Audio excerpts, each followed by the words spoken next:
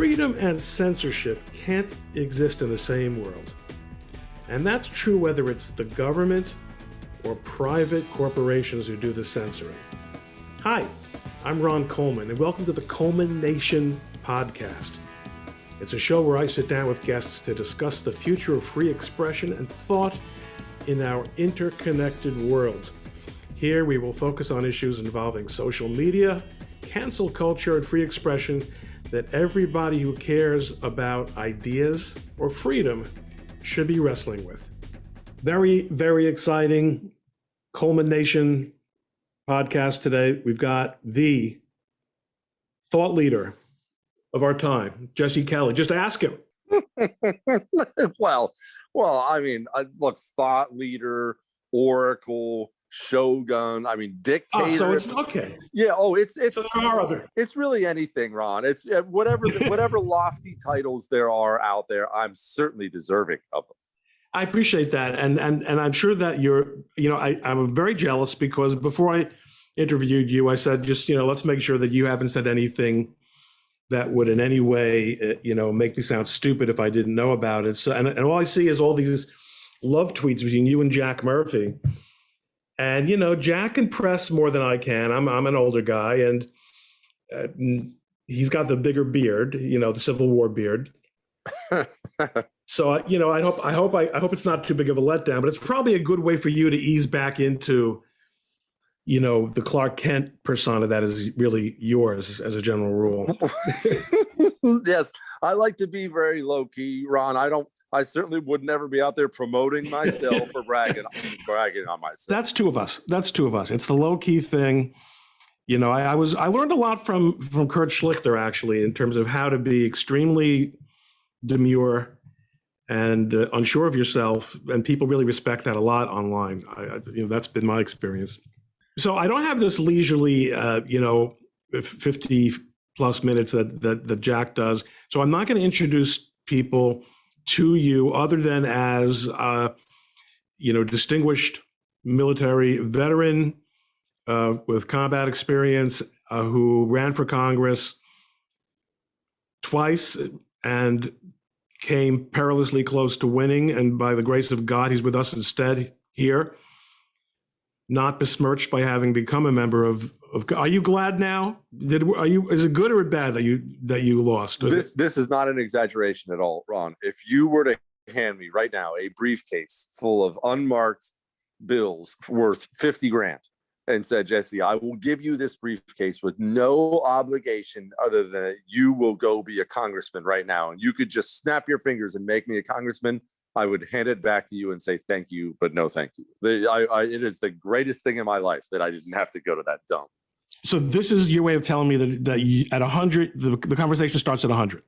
Well, everybody has a price, Ron. That's why I said 50.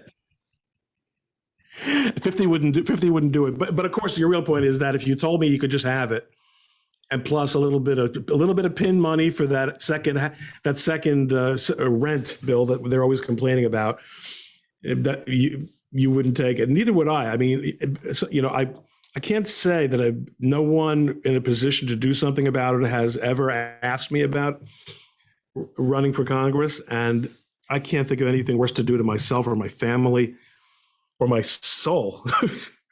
Well, the family part of it was really big for me. I mean, my kids were super small when I was running, and that was hard. I mean, because you're running and you're always gone. And now, my boys are 10 and 12. They're a blast now. We play and talk and we have fun. I just couldn't imagine leaving them for multiple days, multiple weeks at a time to go back to that dump. And I hate DC so much anyway. There's nothing about that job that sounds appealing to me at all. And I mean, nothing. So we're going to focus on, and DC is going to be part of that discussion, but because I have a theme, it's not just about being Ron Coleman, because I'm of the small personality. And the theme is kind of censorship, cancel culture. You were banned in 2016 from Twitter. You were there, you were sort of on the early side. You were an early adopter of getting banned. I was. What happened? What was the story there? I don't know. I don't know. You're back. I don't know. Well, I know. They let you just start a new account? Think I know why I'm back. No, I did not have to start a new account. I'm one of the few who got the ban. I got the notification from Twitter that it would be a permanent ban. And then everybody freaked out, and a couple U.S. senators went to the floor and brought it up to Twitter. And like that, the next day they snapped their fingers and turned the lights back on. But I never really dwelled on it as much because, one, I don't care. I mean, I have a career outside of Twitter. I'm going to get banned again. They're going to get me permanently, and it doesn't matter. It doesn't matter as much for me as it matters for other people where that is their platform. I mean, I'm blessed enough to have a radio show and a TV show and stuff like that. I don't have to have Twitter. I do that for fun. But there are other people, that's the only way they have a voice. That's the only way they have a platform at all in the public square. So these people are, I feel bad for them because they're going to get banned. They're going to get censored, and that sucks. Do you think there's anything we can do about that? And I say we in a very broad sense. No, I don't. I view so much of what's happening in this country to be, frankly, inevitable. I think if you want to talk about things you can do, it's probably going to come from a state level. I think there are states. I know Ron DeSantis in Florida has been trying to go after the tech companies for banning people and such like that. I think that stuff's going to have to come from the states because the system is just too jointed now. They're all together now. The big tech companies and the Democratic Party and half the Republicans and the media and the education in Hollywood and all, they all speak with one voice now. So there's nobody going to go after them because nobody has the juice to go after them except for possibly the states. You're actually right about that. And I've written a couple of pieces on exactly that topic because people don't appreciate the fact that all kinds of industries, including ones that involve communication, are regulated by states. And also consumer affairs are regulated by states. And I have argued that it is an unfair or a deceptive practice to lure somebody onto your platform, have them contribute content, and then arbitrarily, which is what it is, there are no meaningful terms of service, arbitrarily pull the rug out from under them for reasons that you sometimes even refuse to disclose. But more important than that, I think, is what you said about the overall messaging. I spoke to Cheryl Atkins earlier. It was actually, time is becoming a blur to me. But we did do her podcast this week, yes, and her focus here is that on the issue of censorship and canceling people's voices, that there's a political motivation. But her focus is really on the corporate nature of this. How do we, as free enterprise people, deal with the fact that so much of what's going on is being dictated and executed by private entities? Well, there's a couple of different things on that. One, in the long term, this will hurt social media companies like Facebook and Twitter. It will hurt them beyond repair at one point because they're just blank canvases. It's not interesting unless interesting people are posting on there. And that's why Hollywood sucks now. It's why no one goes to the movies. No one watches the awards. No one watches the sitcoms. All these ratings are down to the toilet because it's all so boring. And it's also boring because there's only one acceptable frame of thought. And so that's really boring.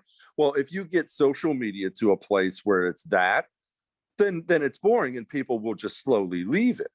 As far as the other companies go that aren't social media companies, big tech and whatnot, and by the way, we should absolutely remove the legal protections from these big tech platforms that like to act like they're just a platform, but I'll protect me and stuff like that. That's a garbage.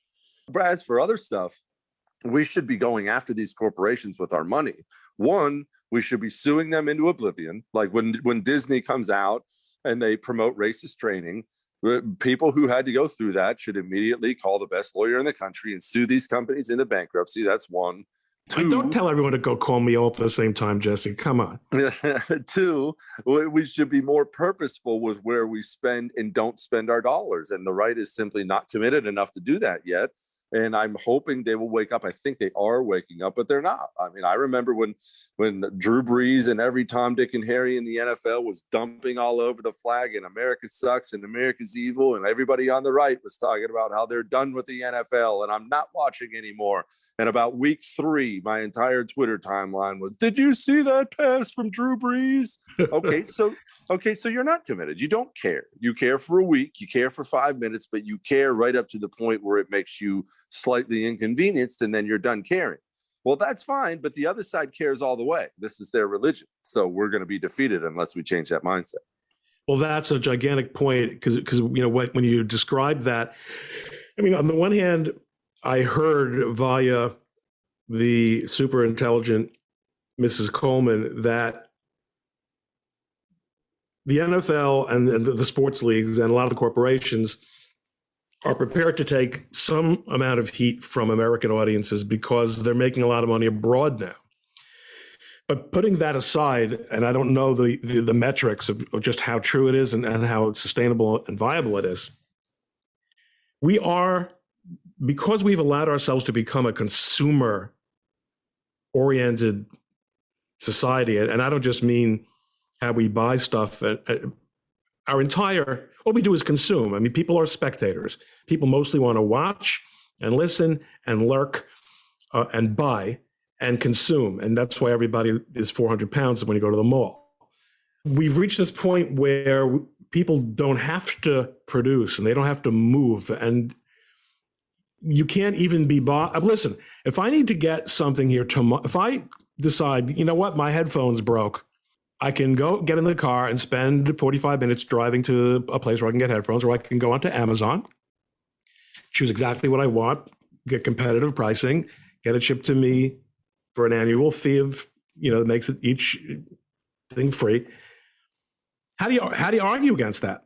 How do you say to people, no, Ron, get in listen, you bill hundreds of dollars an hour for your time, but get in the car, drive to the mall, and then buy it from some corporation that's owned by VCs, or some conglomerate whose ethics are exactly the same as Amazon's anyway.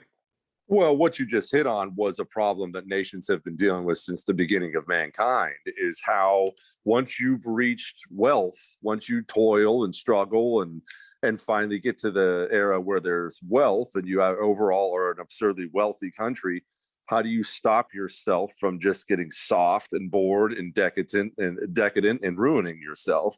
And the truth is, Ron, that no nation has ever figured that out. I don't know that it can be figured out. That's just the truth is, America, as much as people whine about this place, is just stupid wealthy.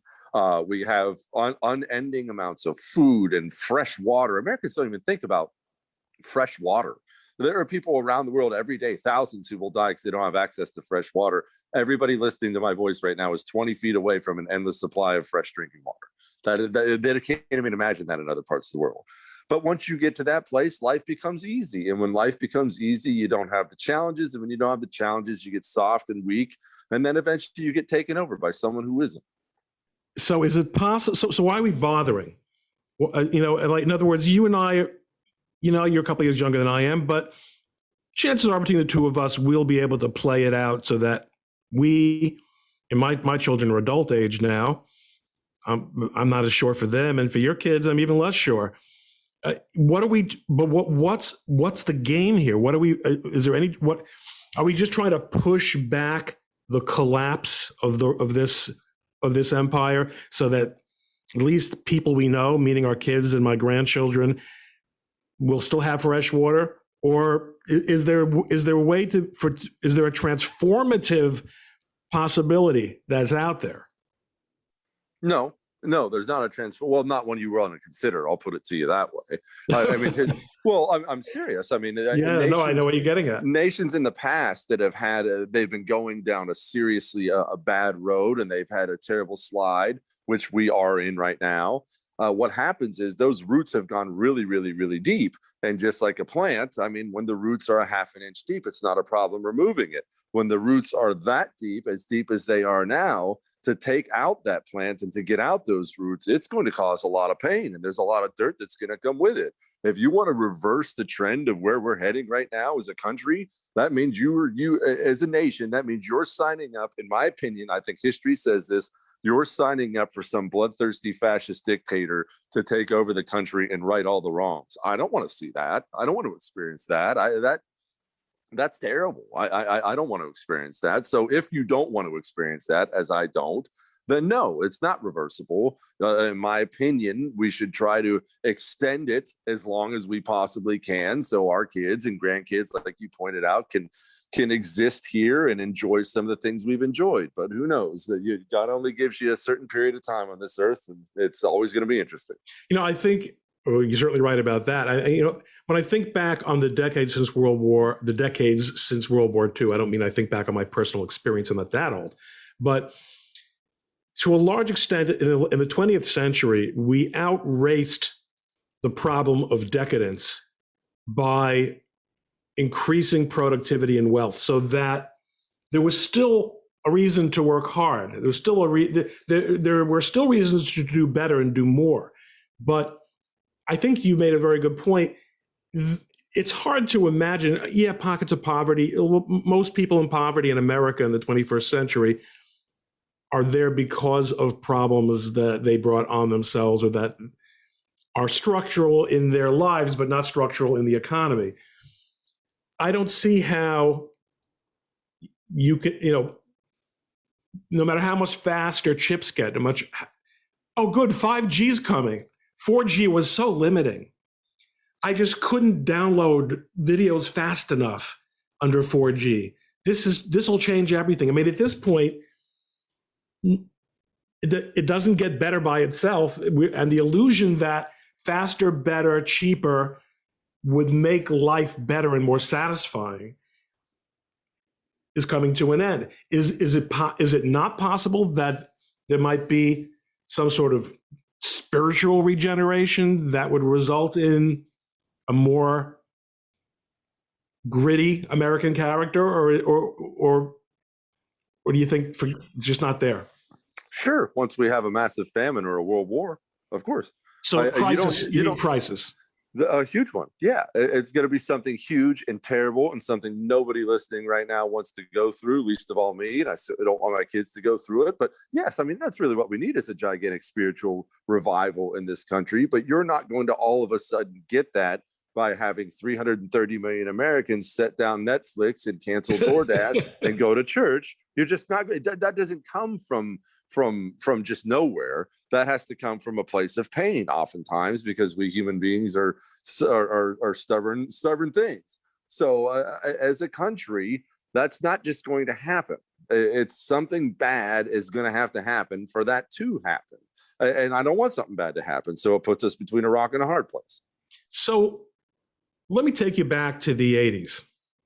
I'm going to put on my pointy shoes, my skinny tie, and tell you that the 70s felt a lot like this. And in fact, I was in New York yesterday, and they even looked a lot like this. And along came Ronald Reagan, and it turned out that he was speaking on behalf of a lot of people. And there was definitely an adjustment culturally that seemed as if it was going to result, and for some time I think did result in changes and a change in attitude towards the Cold War, towards a lot of things. George W. Bush was elected twice. Let's not talk about whether he was the right kind of conservative or not. At the end of the day, the left despised him, and he was an evangelical. And there was a lot to appreciate about George W. Bush in a Joe Biden world. What are your thoughts? Well, I think what you just described there is leadership, but here's my problem with that, Ron. It's not that leadership doesn't matter. It's incredibly important. But what's happened is we have allowed the hardcore left to infiltrate every single cultural institution. to a point that nobody has ever seen. This is what we have right now is so much worse than anything Reagan or Bush even sniffed at. It's 10 times worse than those guys. We have lost the entire federal bureaucracy. The Federal Bureau of Investigation and IRS have both been weaponized against the right. We've lost the education system. Universities now openly preach communism in their university system. We don't even have the United States military anymore. We lost half the churches. You have these idiot pastors up there talking about white privilege and stuff like that. We don't have a single loud conservative actor of any note. And sadly, entertainment does matter. Don't do that thing where people are like, oh, no one cares what these people say. Yes, they do. Yes, they do. These people are extremely influential. We don't even have sports anymore. The sports guys are communists. What I'm saying is, we talk all the time on the right now. I see this all the time about the midterms and the 2024 presidential election. If every single seat up in 2022 in the House, which is all of them, obviously, was taken by a Republican, and then Ron DeSantis wins in 2024, yes, it's a good thing. It's necessary. It's what we should try for. We have only taken step 1 in 1,000 steps to take this country back. We have a long way to go. And I tell this to people all the time, and I mean this. I don't mean this to be pessimistic. I mean this to be optimistic because I'm trying to get people's minds right. You, Ron Coleman, me, Jesse Kelly, you will never, ever, ever, ever, ever see the end of taking your country and your culture back because it's too far gone. You can only get the ball rolling in the right direction and hope maybe your kids or their kids see it one day. It took them decades to get here. It will take us decades to take it back. It is rot to the very core of this country, dangerous rot. Everything you say is true. And if there's another reason why we will never see the end of it, is that even if that, that fantasy scenario that you just described were to take place, and there were change and cultural change were to filter down to some extent, they're Bolsheviks. They don't stop. They will just start rebuilding again to get themselves. And by the way, of all the sectors you mentioned, and I'm sure this was an oversight by you because I know that you agree, Wall Street and the corporate world. But Wall Street, in a way, is scarier because Wall Street is now what runs the corporate world. And it is outsized influenced over the political world. Wall Street is absolute poison, and they make money in the least productive. There are certain aspects of what is done in the investing world that result in economic efficiencies and the generation of capital for purposes of investment. But by and large, they represent exactly what we're talking about, that softness and that combination of softness and wealth and decadence. And they are so in charge, it is chilling. Oh, it is chilling. And you're right. That was an oversight and one that I forgot because I have said, and I really mean this, with the exception of education, the communists taking over the corporations is the most dangerous thing that ever happened in this country. Because now you're in a place where you don't necessarily need new laws to be passed. You don't have to have a law to say this or a law to say that. All you need is all the corporations, all those Fortune 500 CEOs that went to Harvard and learned how great communism is. Now, all you need is all of them to just simply put into place whatever policy the Democrats wanted to pass a law on. And there you go. Boom, it's your law because what you still have to exist in society. But look, that's what happens when you lose the education system. And this has been decades in the making. We let the communists take over the education system, and parents sent little Billy off to school for 7-8 hours a day for 18 years of his life, 16 years of his life. And they're shocked when he comes out the back end of it with different values than they tried to teach at home. Well, what your eyes see and ears hear really matters. And you can't have that kind of indoctrination without getting to the back end of it and thinking that your country sucks. And that's really the overarching problem we have, is a patriotism problem, because patriotism is not a hokey thing. It is a necessary thing for a nation to survive. You have to have a nation full of people, whether it's a tiny tribe somewhere or a huge, powerful country. You have to have it occupied by people who value the place and therefore feel some sense of obligation to protect it and make it better. If you have it occupied by people who think it quite frankly sucks and deserves to be taken down a peg or two, well, you're about to have a very short-lived country. This has been such a fun conversation. Listen, you and I have to go out for some hemlock after this. Well, look, it doesn't do any good to tell everybody everything's fine. That's part of the problem. That's part of the COVID mess we got into in this country. America is part of the reason Biden won the election. America's dying for somebody who's a mommy to tell them to powder their little butts for them and tell them everything's fine and just don't worry and stuff like that. I saw your last few tweets on the I mean, Mrs. Coleman also is contemptuous, as all patriotic women are, of the feminization of the American male. Men are not men. I mean, I'm not a military veteran like you, but I can still, I can crush someone's head if I have to. And it's these people, the mask thing, the hiding thing, the mommy thing. It's so what are we doing? What's the plan? I saw that Jack asked you this question also. What is Jesse doing? Is it just what we're doing now? Just pushing, tactical? There's no real strategic angle here? Or is it just tactical, take hills, don't give up hills? No. It has to be strategic. No, we have to move. The federal system is beyond salvage.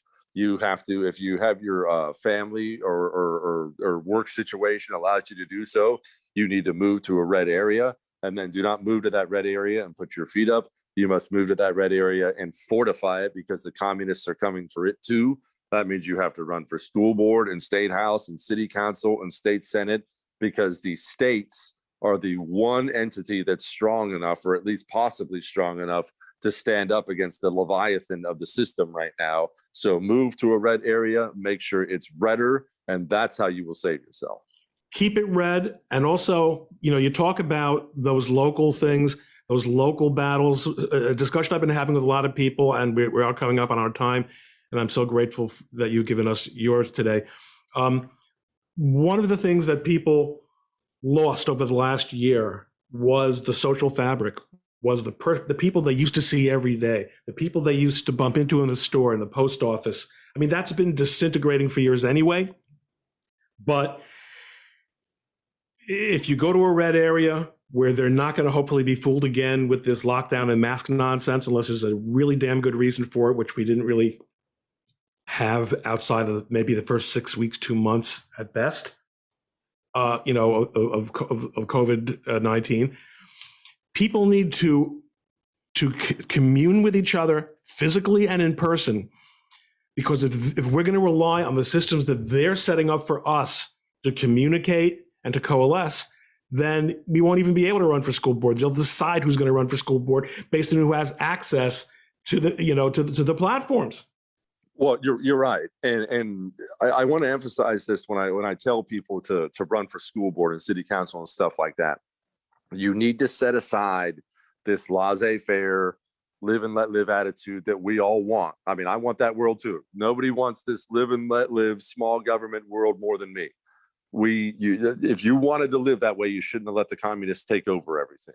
You cannot laissez-faire your way out of where we are right now. When you run for school board, don't get on there and take politics out of the classroom. Get on there and put your politics in the classroom. Don't get on the city council and just, anyone do what they want. You make sure that place is the reddest place on the planet. You have to do that now, because the roots are deep and they have to be removed.